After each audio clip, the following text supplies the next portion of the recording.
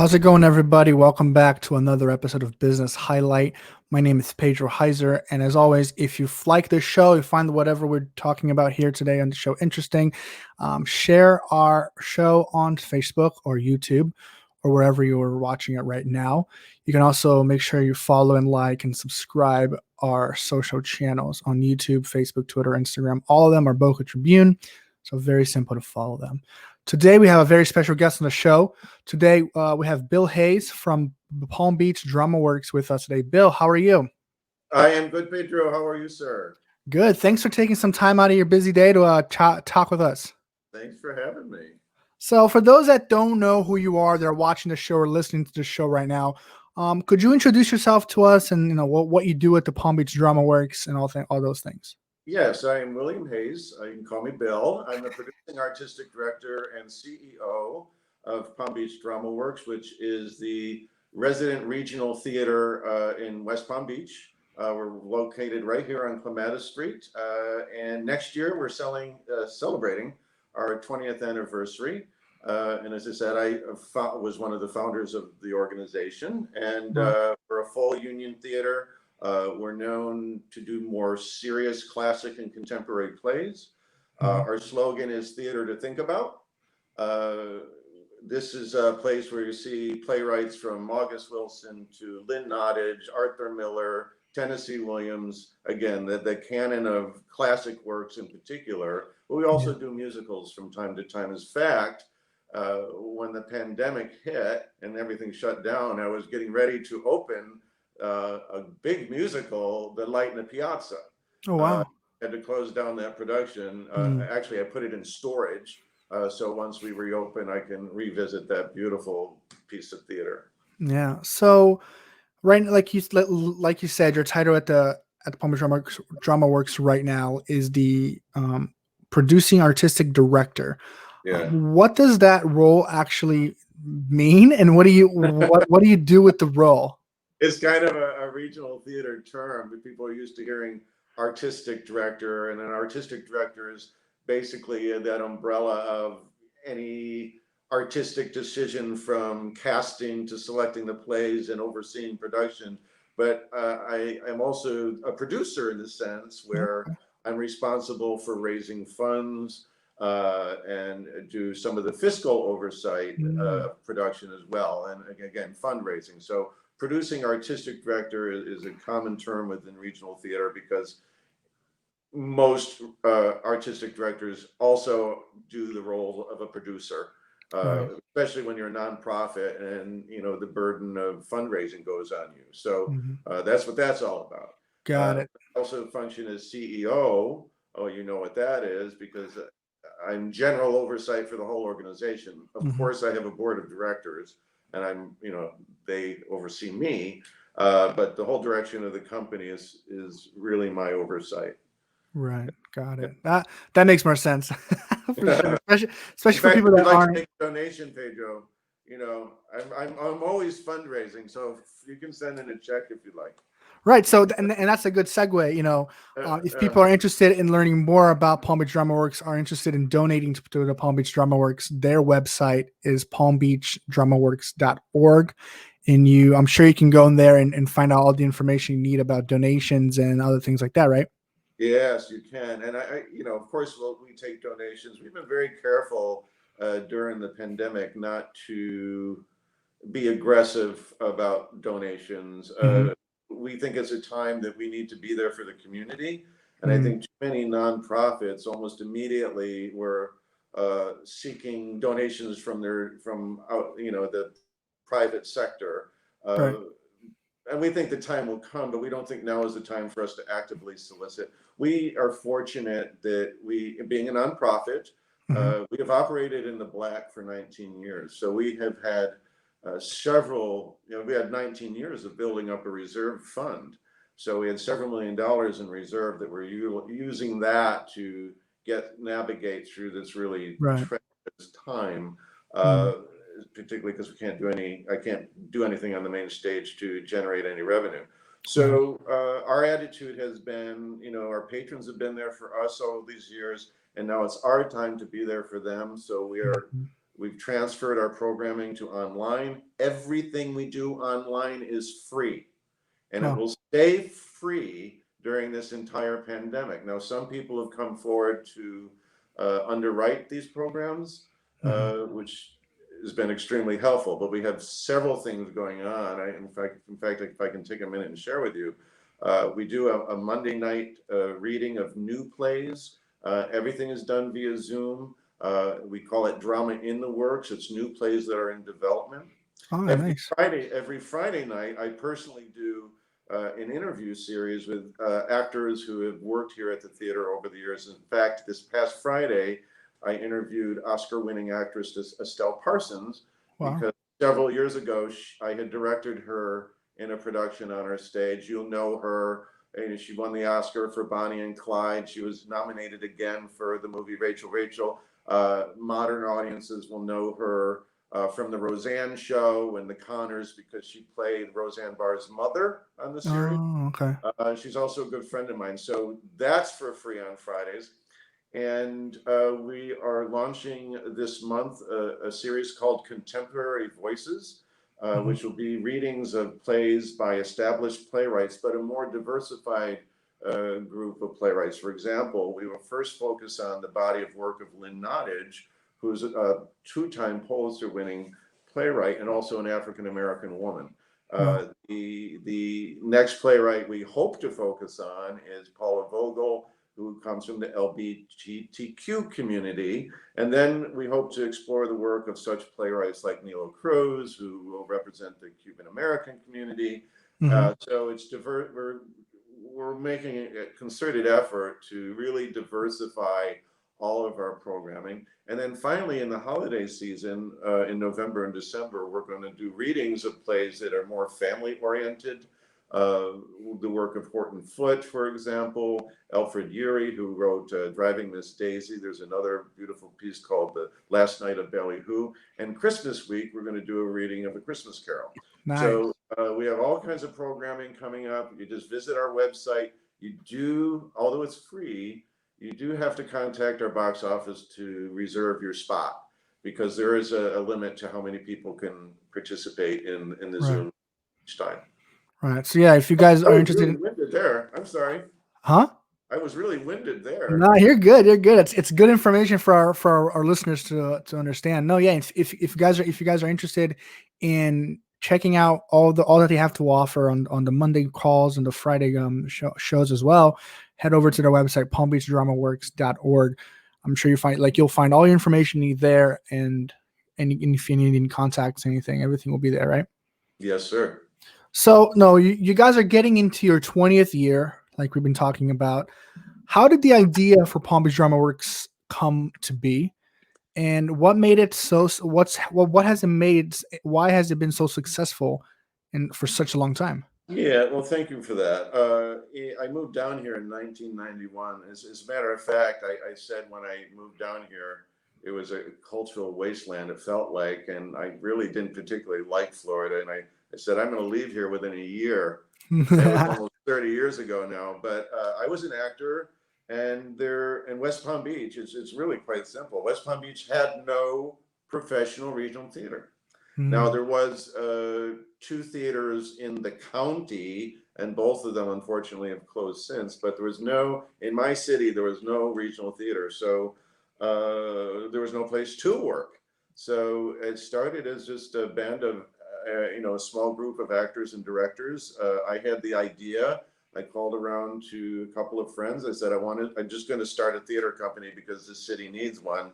mm. And one of the co-founders I eventually married. She's now my wife, Ellen Barrel, and she's the managing director. And we just at first we rented at a university. We rented a space, and basically at that time we were just putting on any shows that we could afford to do, and we could Mhm. cast ourselves in it. We really had no brand to speak of. We were just doing shows we wanted to do. And then we quickly got out of the university because people thought we were affiliated with the university. Yeah. So it was hard to establish yourself as a professional company. Hmm. We then went on to Clematis Street and we rented a storefront and converted it with about $10,000 into a small 45-seat studio theater. I've always believed in starting small and building, and your emphasis has always got to be on the quality of your work and not let the venue own you. Excuse me, I got a drink. No, you're fine. So again, we just started mounting some shows there. We were doing small shows, and at one point, I decided to push the envelope a little bit and do some work that was a little bit more edgy. At the time, I think it was the work of Edward Albee, who again is a Pulitzer Prize winning playwright. He had a series of serious, edgy one-act works, and when I produced that, people started to come forward and saying to us, finally, there's a theater company in the region that's doing things that are a little bit more edgy, things that are a little bit more Mm, risky. We're savvy theater goers in New York, and they don't want to continue to see all these productions of Fiddler on the Roof. They want to see, serious stuff. Not that that doesn't have its place. And so right. I quickly learned uh, to take the quote from the famous director George Stevens, who said, "Don't underestimate people. People have the ability to think and to feel, and don't dumb it down." Mm, And so the audience in the community ultimately is what defined us. They said, "We want this," and I gave it to them. Our new slogan now is theater to think about. Whether I'm doing a comedy, when I'm doing a drama, whether I'm doing a musical, it has relevant social themes, mm, that deal with contemporary issues. I mean, in recent years, I've been doing more plays that focus on race relations because I've noticed over the past several years, racial tensions building. And now look where we are today. I right. just recently directed a production of Fences by August Wilson, which deals with that directly. Mm, So, and ultimately, the audience defined us.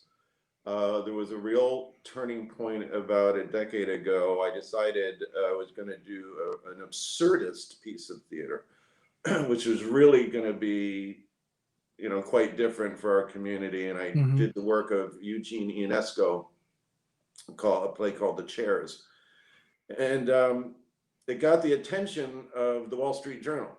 They Wow. they decided if a theater is bold enough to do The Chairs, we're going to fly down and see it. And they flew down, and it was the first time a New York paper ever came to Florida to review a show. We got rave reviews. It put us on the national map.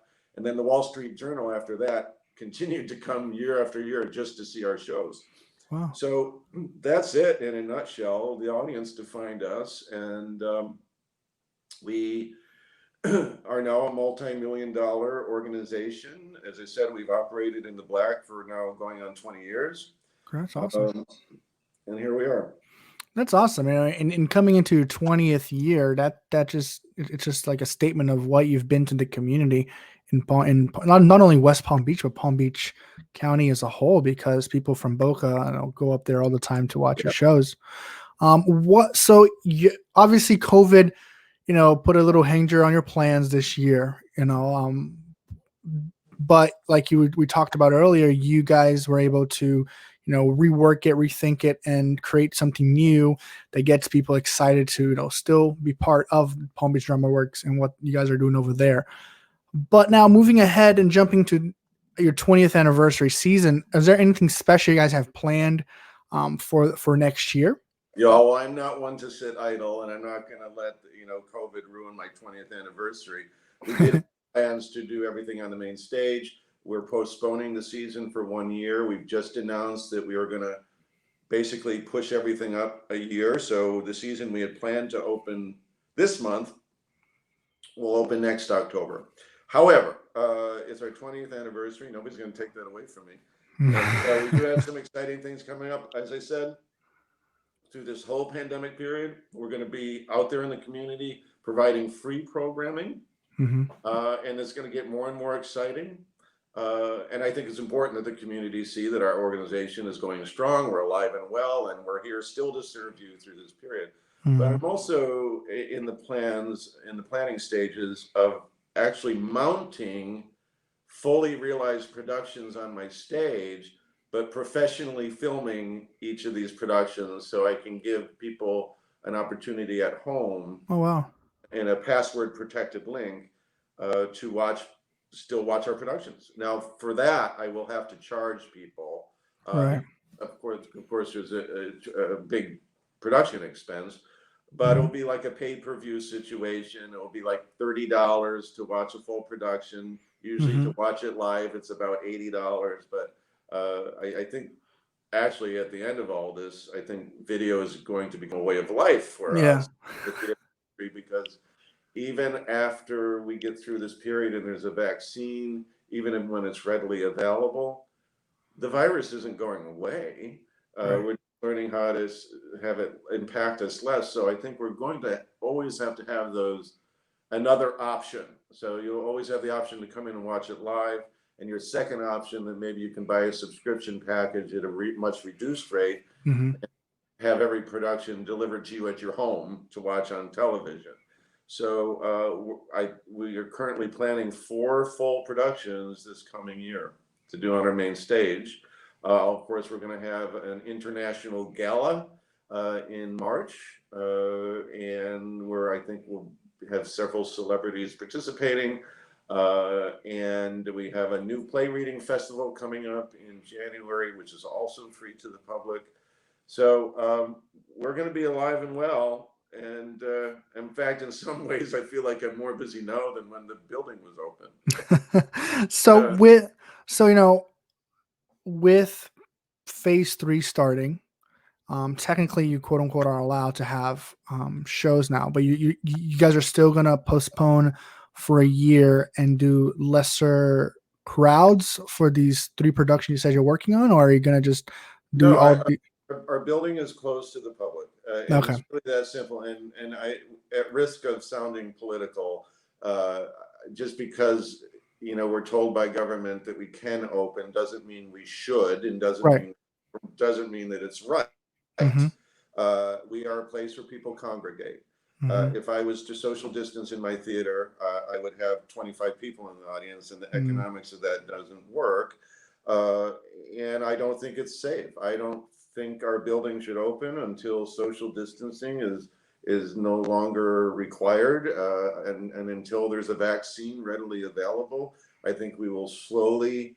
I think hopefully by the fall, people will feel more confident with the vaccine. Yeah. We will have adapted, Mm-hmm. and people will slowly trickle back to the theater. I Mm-hmm. mean, theater is going to survive. Theater's survived hundreds of years of worldwide plagues. It's just a matter of when. We're not people, and then even when I think it's time, I have to find out, is my audience ready to come back to the theater? Right. Yeah. I'm going to have to survey the audience. Now is not the time to survey the audience Mm-hmm. because we're still all trying to figure this thing out. I personally feel with the loosening of these rules, I think we're going to pay a big price in a few months, Mm. frankly. Yeah. That's my personal opinion. I think listen, there's nothing more I'd like to do than open my doors, but I think we Mm-hmm. have to ride this thing out. Yeah. And we're being a bit impatient about it. And so we are not going to open our doors until next fall. It's really that simple. And Right. again, I need time to survey my audience. And frankly, if I surveyed them now, they would give me a different answer in a month from now. Yeah, And they for give me a sure. different answer in 2 months when things spike up again. So Right. I can't rely on what they're going to tell me now, Mm-hmm. because I Right. think their opinions will change. And of course, a good majority of my patrons are senior citizens and Mm. seniors, and they are the most vulnerable. Yeah, for sure. Also, what people don't consider is actors. And actors work very closely together, and I have to be protective of not only my staff and my patrons, but the actors on the stage. Yeah. They can't wear masks. Right. So there's a lot of things to consider, and I got to tell you, we're on this hustle, this big, busy Clematis Street, and it's been frankly disheartening Mm. to see the young people just packing into the bars and no social distancing. And I get it about the partying, uh, but they think they're invincible. Right. Um, No, yeah. for sure. So, no, looking back at 20 years of Palm Beach Drama Works, I'm sure there has to be one or two productions you've guys done that stick out to you. Now, what would you say would be your one or two of your favorite shows that you guys have made in these 20 years?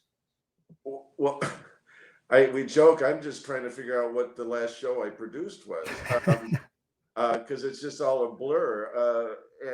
And Pedro, I have produced here probably 125 fully realized productions, and Hmm. so it's hard to pick. I think in this past year, again, I think I'm always thinking of the recent things. Hmm. We did this beautiful production of August Wilson's Fences, which I directed. We did Paul Schaefer's Equus, which was a beautiful production. Hmm. That's really hard because I could just go through a list, but I will say there's shows that I think were crucial in the development of the organization, like when I did The Chairs, the Ionesco's The Hmm. Chairs. It was a real turning point in the organization. Right. It really put us on the map to say, this is who we are. And now this doing this play defines what makes our organization different. Right. Okay. So those are the kinds of, there's too many favorites because we really do good work here. But I think there's plays that have been important for particular reasons. Right. Also, people need to understand a regional theater. What's the difference between this and the Arts Center or the Kravis Center? They bring in shows. As a producing organization, what that means is we build it all from scratch. Oh, wow. Okay. So I have a scene shop, I have a costume shop. I hire my actors that are all union actors, either living here in Florida or union actors that come from New York or California. We rehearse the show for almost a month here. We have a rehearsal hall, Mm. and we build everything from scratch. And that's kind of the difference between a producing regional theater and a roadhouse like the Got Craft it. or the Arts Center, that basically they buy a show and bring it into the facility. Mm. So, and I'm also happy to report that, about 50% of the actors on my main stage are living here in South Florida. That's awesome. And then about half of my designers, whether it's costume, scenic, lighting, or sound designers, half of them live in South Florida. You'd be surprised how many uh, people in our region do it for a livelihood. Hmm. Hmm. Wow. That's I awesome. digress. I drifted off there on subject. Nah, for sure. That's fine. That's great. Again, we're talking to Bill Hayes of the Palm Beach Drama Works. If you guys are interested in all their shows and everything that they're doing right now online, you can head over to their website, palmbeachdramaworks.org, to get all that information. If you're interested in donating to them as well, you're more than welcome to do that on the website. Bill, before I let you go, I ask this question every time someone comes on the show. Um, and so you are not going to be any different. With all your years of experience, what would be one advice that you would give for someone looking to get into the entertainment business? Well, I live by the Benjamin Franklin quote that energy and persistence conquers all things. You have to, and I tell young students when I have occasionally worked with them and coached them when I was younger, that it's like training for the Olympics. It Mm. has to be your complete focus. You can't half do it. You know, I started this company because I wanted it and wouldn't take no for an answer, Yeah. and sacrificed for it and gave it every minute of my life. For I don't want to say that, but it was my complete focus. I didn't have other hobbies. The only other thing I was going to balance was my family. But if I wasn't focusing on my family, I was focusing on how to get this theater going. Right. And that's the kind of commitment you need in this industry. It's if you're an actor, it's extremely competitive. You have to be made of iron. You're going to have to take a lot of rejection, and you just keep pushing forward. And the other thing is that I tell you, I learn much of what I do, that I'm doing, by watching other people work. When I was a young kid, I used to go to the theater just to watch a director work, just to watch a lighting designer work. And I can talk to you intelligently about all facets of theater because I've watched the masters do it over the years. And I learned more from watching and observing than I did from school. And because I was that driven, that determined. When I was young, I wanted to be an actor. And I can tell you that story. I used to bring my bike. I rode my bike every day, back and forth, just to watch, just to work. It's in this industry, you got to really want it bad, and you got to be really willing to sacrifice and have it be your complete focus. And listen to your elders. I've had young people over the years come to me and for advice, and I would give it to them. And of course, 9 times out of 10, they thought they knew more than I did. Because these young people get kind of cocky and they just want to be a celebrity. They don't realize the work that it takes. So listen to your elders and have it be your complete focus, and get training. I guess that's kind of a rambling response. No, it's a perfect response. But I also want to say something from earlier, unrelated to this. Online, we have a YouTube. On YouTube, you can look up Palm Beach Dramaworks, and we have a YouTube channel. So there's a lot of samples of our work. There's samples of some of our programming. I know on there's clips from our previous productions, because I think if you'd seen clips of our productions, you'd be extremely impressed. It's I say often better than Broadway. So yeah, thank you, Pedro. That's awesome, Bill. Hey, Bill, thank you so much for taking your time and talking with us today about everything that Palm Beach Dramaworks is doing right now and doing in the future.